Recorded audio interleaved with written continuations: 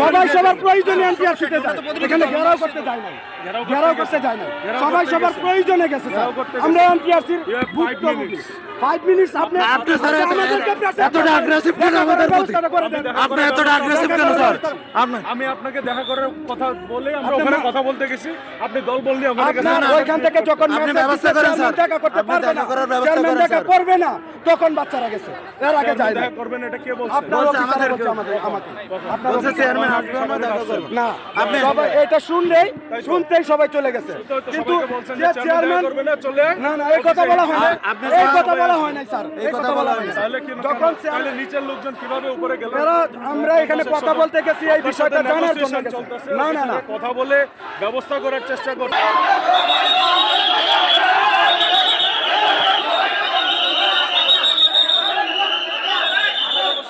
আমাদেরকে প্রশাসন আশ্বস্ত করছে যে 11টার মধ্যে আমাদেরকে চেয়ারম্যান স্যারের সাথে দেখা করাবে।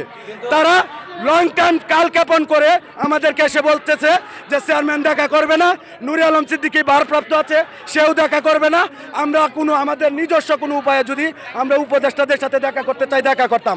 ওদের পক্ষ থেকে কোনো একটা রেসপন্স পাচ্ছি না, মন্ত্রণালয়ের রেসপন্স পাচ্ছি না, ওদের কাছে রেসপন্স পাচ্ছি না। অথচ পুলিশ আমাদেরকে মিথ্যা ট্যাগ লাগাচ্ছে আমরা নাকি অনাধিকার প্রবেশ করেছি। আমরা শুধু এই তথ্যটা জানার জন্য যে চেয়ারম্যান স্যার আছে কিনা এটা জানার জন্য। সামনে কি রে এ পাগের বাচ্চা এ বুলেট বলা এ মাকাল ফল বাইবা এ জবর ছেলের বাইবা আবু সাইদ মুগ্ধ আমরা পারিবারিকভাবে লাঞ্ছিত। এখন আমার স্বামীর পরিবার থেকে সকলে আমাদেরকে বলে যে যদি এরকম যদি মেধাবী হতা তাহলে তো তোমরা পাশ করতা। আসলে আমরা যদি মেধাবী না হতাম তাহলে পিলি বা রিটার্ন পরীক্ষায় পাশ করতে পারতাম না।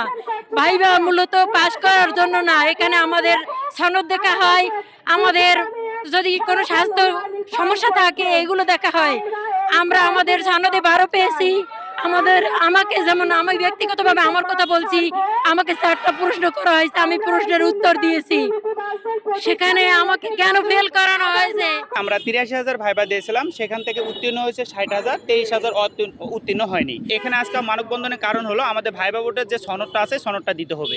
আমাদের ফেল করার কারণ হলো একটাই, এখানে আমরা যারা উপস্থিত আছি তারা আমাদের প্রত্যেকের মার্ক ছিল ৭৪, ৮০ বা 85 মার্ক। যারা সর্বোচ্চ মার্ক ছিল তাদেরকে শুধু ভাইভাতে ফেলা হয়েছে।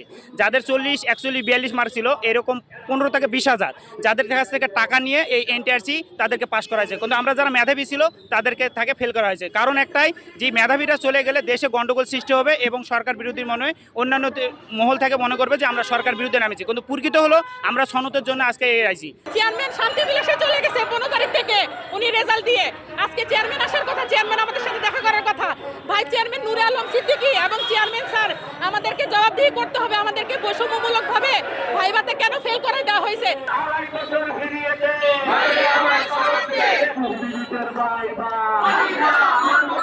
আমাদের সমস্যা সমাধান করে দেন, আমাদের সনদ দিয়ে দেন। আমরা সনদ চাই, আমরা সনদ নিয়ে ঘরে ফিরবো। আপনি যদি প্রশাসন দিয়ে মনে করেন আমাদেরকে ঠেকাবেন না, আমার মৃত্যুটা আপনি আগে প্রশাসন দিয়ে নিতে হবে।